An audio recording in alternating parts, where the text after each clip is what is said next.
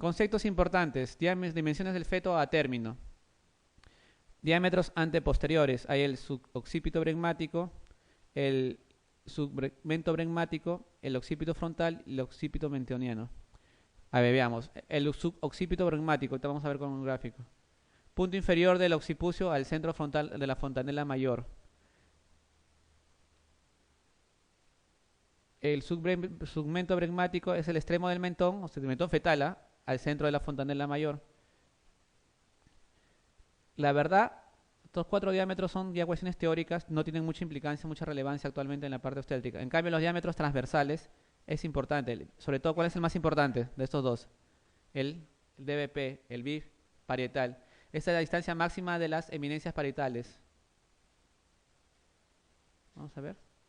Veamos. Quiero que solamente graben esto. Esta es la cabeza fetal. Muy bien. Acá hay una sutura que se llama una línea interósea que lo palpan, que se llama sutura sagital. Y tienen en la parte anterior una cavidad formada por las suturas que se llama fontanela. La fontanela anterior y la fontanela posterior. ¿Estamos de acuerdo? Dato importante. Para evaluar la variedad fetal, la variedad de presentación fetal de la cefálica, utilizamos la fontanela posterior. 2. La fontanela anterior es mayor que la fontanela posterior. Eso para que sepan en su tacto. Cuando hacen en su tacto, entonces ven, usted siente las dos fontanelas, pero dice cuál es la anterior y cuál es la posterior. La anterior es mayor 3 veces más el valor en tamaño que la posterior. ¿Estamos de acuerdo? A la posterior, también a la parte posterior le dicen occipucio y a la parte anterior le dicen sincipucio. Cuestiones obstétricas. El diámetro de las eminencias parietales, 9.5, diámetro biparietal. Eso es lo que yo evalúo. Fontanela anterior, fontanela posterior.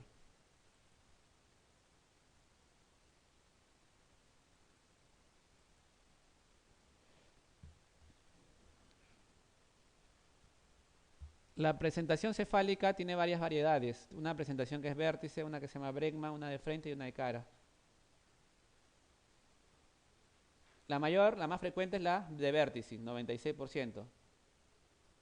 La segunda es la de cara, la tercera en frecuencia es la de frente y la última es la de bregma.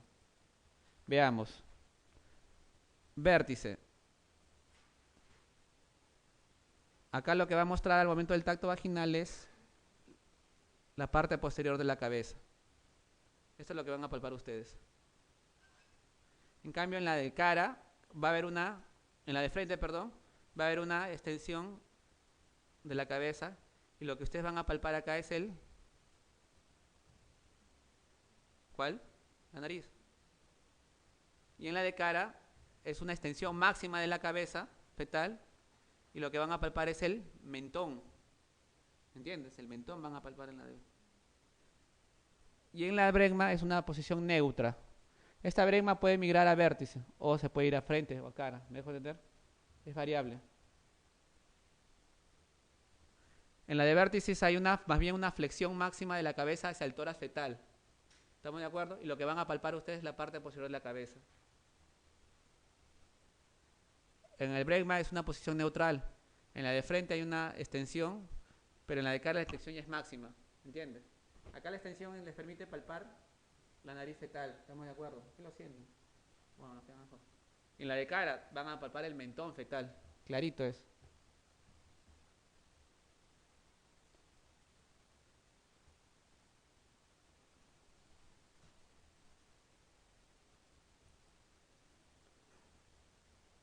En la presentación de vértices hay el diámetro suboccipito bregmático.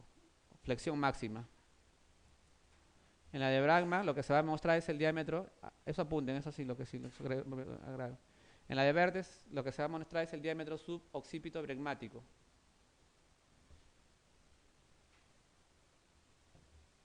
Eso sí les puede venir, sí, sí les viene. En la de bregma la presentación es, lo que va a demostrar es el diámetro occipito frontal. En la de frente, el occipito mentoniano. Y en la de cara, el submento bregmático.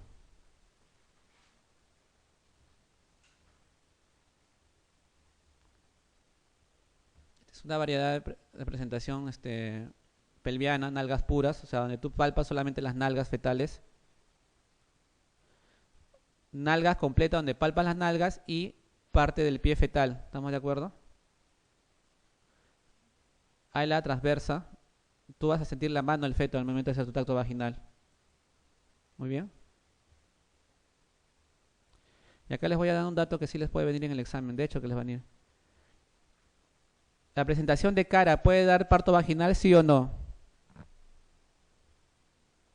Sí, si la variedad de cara es mento anterior.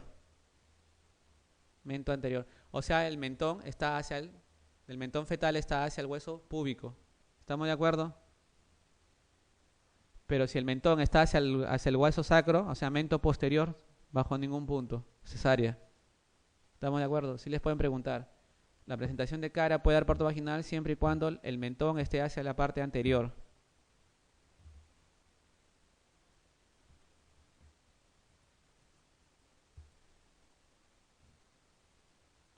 Hablemos un poquito del trabajo de parto. Un minutito y empezamos.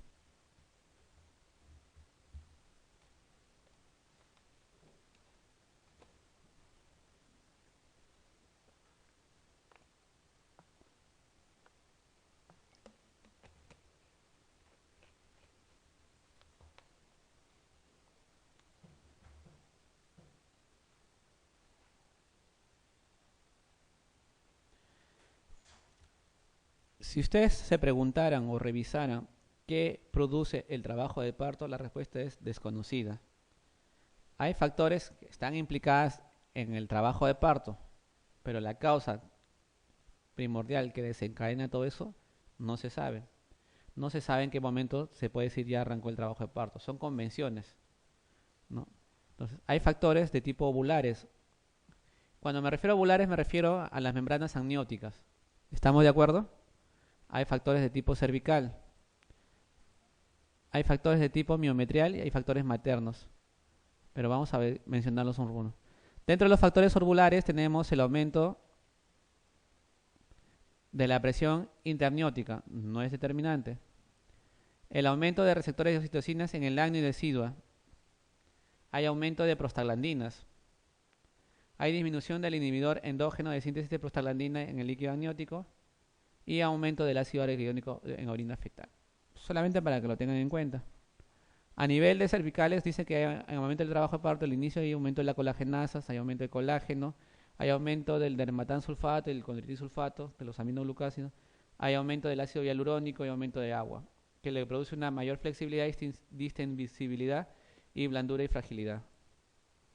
A nivel miometrial hay distensibilidad de la fibra muscular, se estira la fibra muscular, hay receptores de membrana para oxitocina, aumentan los receptores de oxitocina, aumentan las uniones GAP y aumento de prostaglandinas. Hay aumento de la secreción de oxitocina y vasopresina, hay reflejo de Ferguson, hay aumento de prostaglandinas y hay estrés, aumento de la adrenalina y noradrenalina dentro de lo que es a nivel materno. Entonces veamos, en esta gráfica, ¿qué es esto? Este es el útero, ¿estamos de acuerdo? Esta es la hipófisis materna, por si acaso, ¿estamos de acuerdo? Esta es la cavidad intrauterina, o sea, el líquido amniótico y las membranas amnióticas, ¿estamos de acuerdo? Este viene a ser el cuello uterino y este viene a ser la pared miometrial. ¿Estamos de acuerdo? ¿Se ubican? Perfecto. ¿Hasta ahí estamos de acuerdo? Muy bien. Dicen que a nivel materno se produce un aumento de oxitocina y vasopresina que actúan sobre el miometrio uterino. Perfecto. Que a nivel uterino dice que hay aumento de las uniones GAP y que eso hace que las fibras musculares se estiren más y sean más distendibles y hay aumento de los receptores de oxitocina. A nivel ovular hay aumento de estrógenos, hay aumento de prostaglandinas, hay disminución del inhibidor endógeno de la síntesis de prostaglandina, hay aumento del ácido araquidónico y aumento también de la oxitocina y la vasopresina. Y a nivel cervical hay aumento de estrógeno, de prostaglandinas y relaxinas. Todo esto conlleva a que se traiga el músculo miometrial y a que el cuello se haga más blando, se acorte y se abra Cuando se produce todo ese fenómeno en forma coordinada, armónica, continua, se llama trabajo de parto. ¿Todo para qué? Para aperturar todo este orificio y para expulsar al producto. ¿Estamos de acuerdo? ¿Pero qué desencadena todo eso? Hasta ahorita nadie sabe qué desencadena todo eso. Muy bien. La última teoría, apunten, no creo porque ese es más para especialistas, pero les pueden... La última teoría que dicen que el que desencadena todo esto es el retiro de los receptores de progesterona a nivel uterino.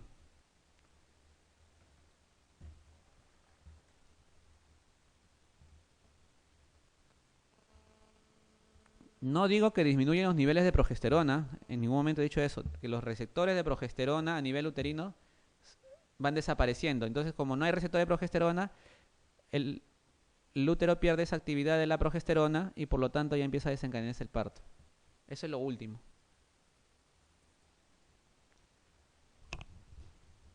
Hablamos de un parto normal, a ver, el término, valga la redundancia, a término, gestación a término, es cuando se da entre las 47 semanas y las 42 semanas. Por encima de las 42 semanas se llama postérmino, por debajo de las 37 pretérmino y por debajo de las 28 inmaduro. ¿Cuándo se inicia el trabajo de parto?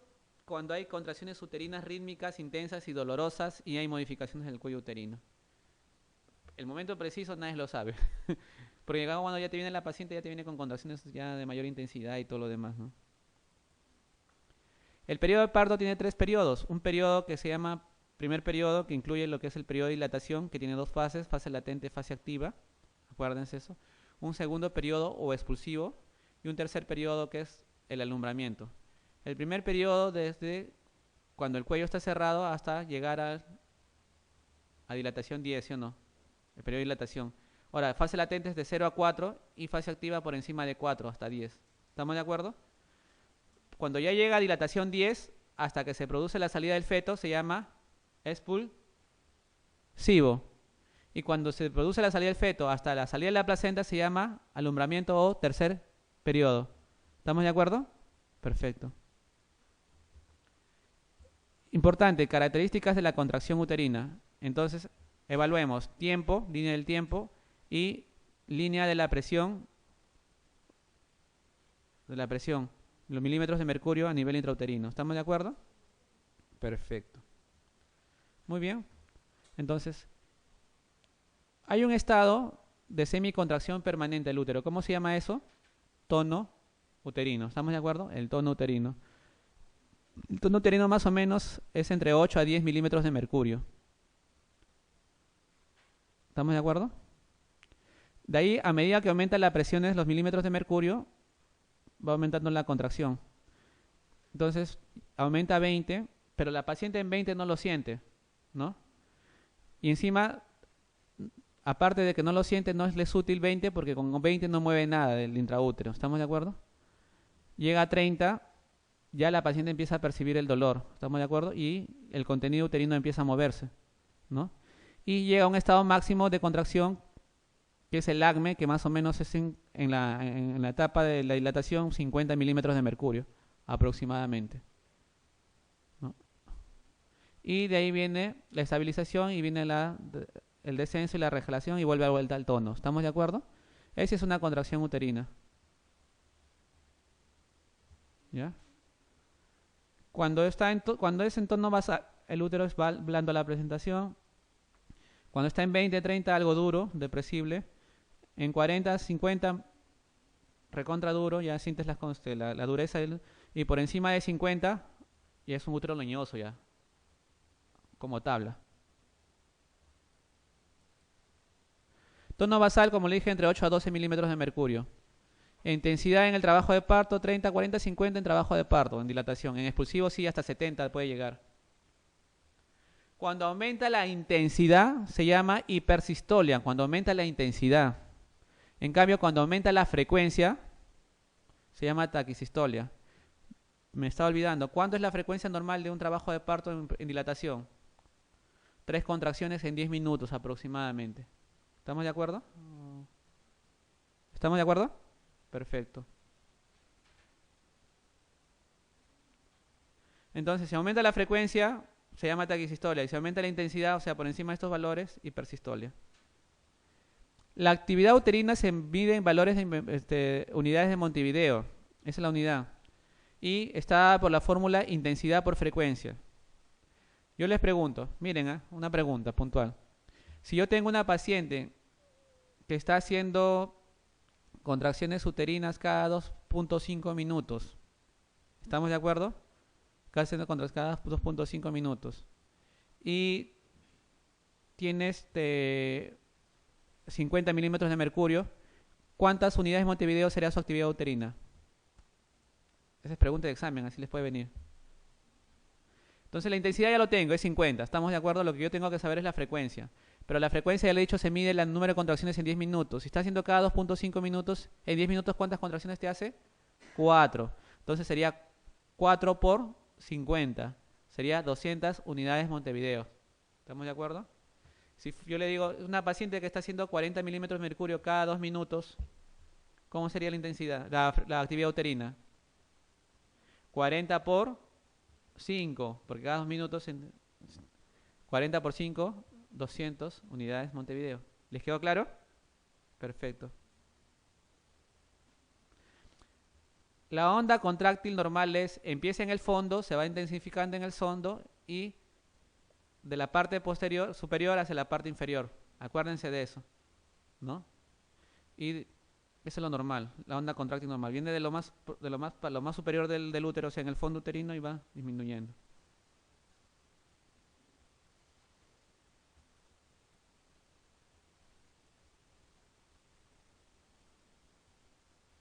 Entonces el canal de parto lo tenemos la parte blanda, tenemos el útero y tenemos el canal vaginal, ¿no? Eso es lo que lo conforma el canal. Muy bien.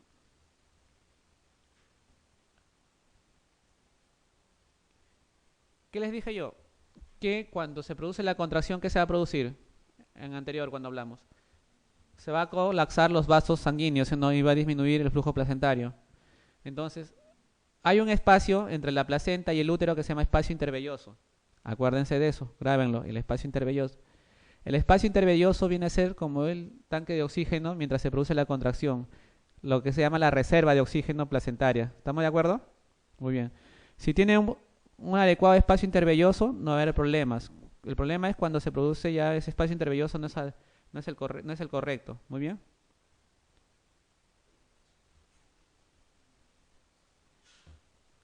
Perfecto. Ahora, hay una relación entre la contracción uterina y la frecuencia cardíaca fetal. ¿Estamos de acuerdo? A medida que se produce la contracción uterina, se va a producir un descenso de la frecuencia cardíaca fetal. Si coincide en la parte máxima de la contracción uterina con el descenso de la caída de frecuencia fetal, se llama desaceleración de la frecuencia cardíaca fetal tipo 1 o tipo 1, ¿no? Cuando se produce más bien después de la contracción uterina, se llama DIP 2 o desaceleración tardía. ¿Estamos de acuerdo?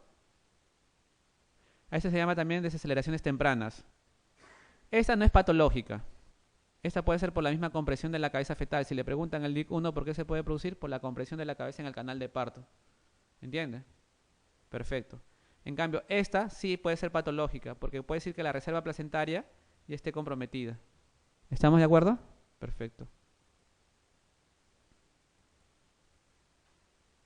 Este es el antiguo partograma. Ya no les pregunten, ya no les van a preguntar, solamente para que lo tengan con memoria. Los que han hecho alguna vez internado algunos añitos atrás o han revisado este parto. El partograma de la CLAP, ¿no? Del Centro Latinoamericano Peritonatal. Y este es el nuevo partograma, el partograma de la OMS modificado. Y vamos a revisarlo un poquito, en grande. Entonces tenemos en esta parte, miren, lo que es la dilatación de 0 a 10, ¿estamos de acuerdo? Acá se va a poner el número de horas a la hora que ingresa la paciente. Muy bien. A partir de la dilatación 4, de acuerdo al número de horas, se va a establecer una línea paralela. ¿No? Muy bien. Cuando está dentro de esta línea, la dilatación, de acuerdo al número de horas, es normal. Cuando está entre estas dos líneas, se llama zona de alerta. Y cuando sobrepase esa línea, tienes que hacer alguna conducta, tienes que actuar. ¿Estamos de acuerdo? Aparte vas a registrar pues si hay líquido amniótico, membranas íntegras, si la cabeza está moldeada, si hay caput, no hay caput en esta línea y vas a ver la frecuencia cardíaca fetal cada hora. ¿Estamos de acuerdo? Supongamos, ¿no?, que la paciente entra a las 8 de la mañana, supongamos, en 4. Pones 8 de la mañana en 4. A las 9 de la mañana está en 4. Bueno, está acá, hay que tener cuidado. A las 10 de la mañana sigue en 4. Ya se salió de acá, ¿me dejo entender? Se puso esta línea. Son las 1 de la tarde y sigue en 4. No, ya tengo que hacer algo, porque ya se me está yendo de la línea de acción. ¿Entiendes? Entró a las 8 de la mañana en 4, perfecto. 9 de la mañana ya está en 6. Ah, ya está acá. Ah, está yendo bien, ¿me dejo entender? 10 de la mañana está ya en 8. Hasta acá, dentro de esta zona. Perfecto, ¿me dejo entender? ¿Comprende? 10 de la mañana sigue en 8. Ah, ya no, bueno, sigue acá, no. Ah, todavía puede ser. 11 sigue en 8. 12 sigue en 8. Wow. 2 de la tarde en 8. No, ya no, pues tengo que hacer algo. ¿Me dejo entender? Es un decir. ¿Comprende? Muy bien, para tener conducta obstétrica al momento del trabajo de parto. Entonces, importante en el partograma y criterio para el parto activo. La línea de LR se inicia a partir de 4 centímetros. De aquí, más o menos, uno espera una dilatación a razón de 1 centímetro por hora, en promedio. La línea de acción, si la paciente no progresa de acuerdo a lo anterior, se requiere tomar alguna acción cuando sobrepase esa línea, lo que les expliqué. ¿Perfecto?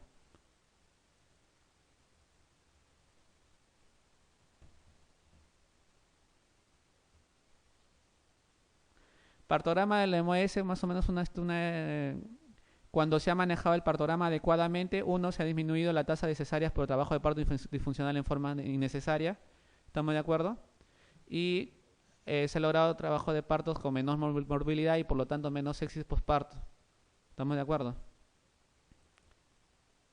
Anomalías del trabajo de parto.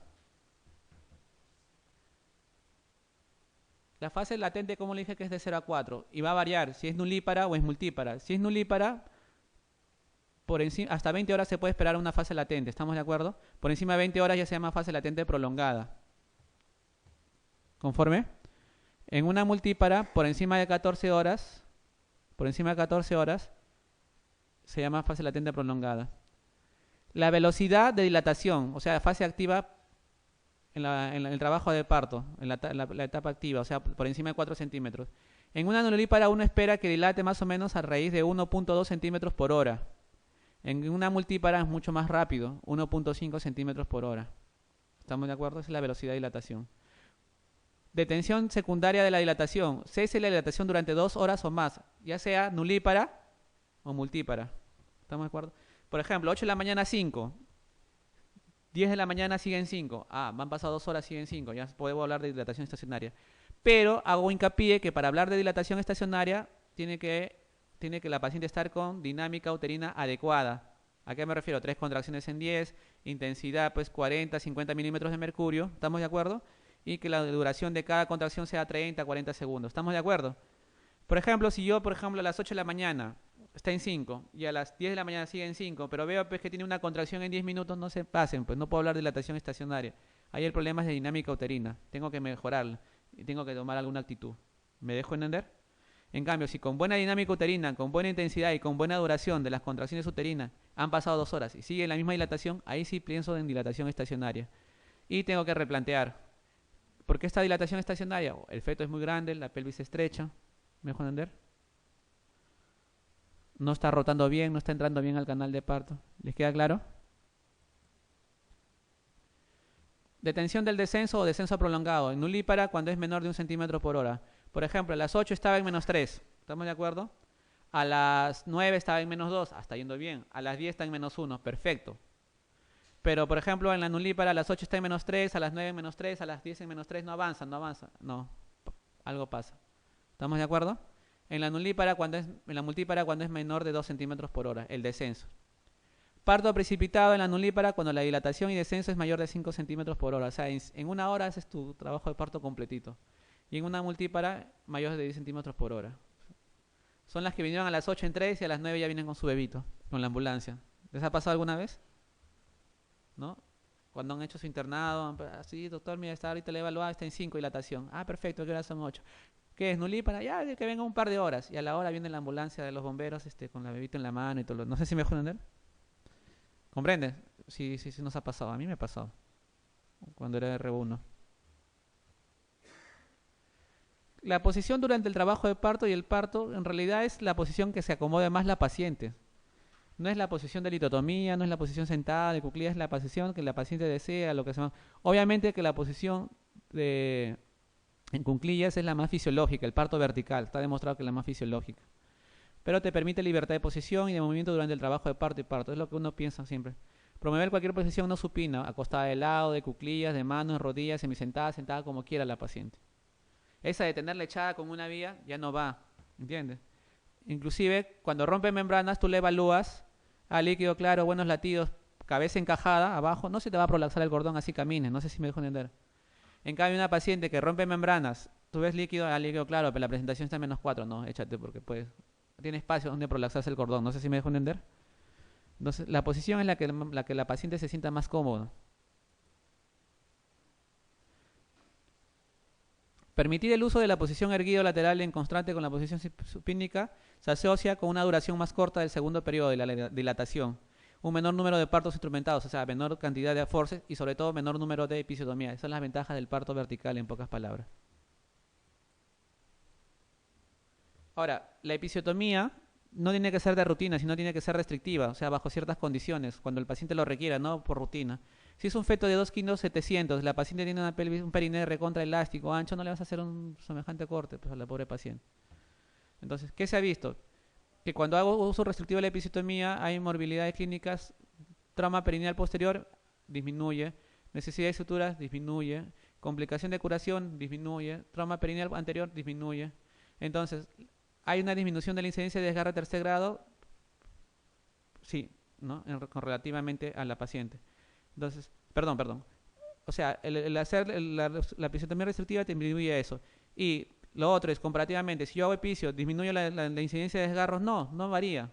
O sea, el hacer epicio no te asegura que la paciente no haga desgarro. No sé si me dejo entender que no hacer epicio. Entonces, tienes que valorar tu paciente. Entonces dice, no, ese epicio para evitar el desgarro, igualito se te desgarró. No sé si me dejo entender desde el punto de vista significativo. Son estudios de medicina basada en evidencia.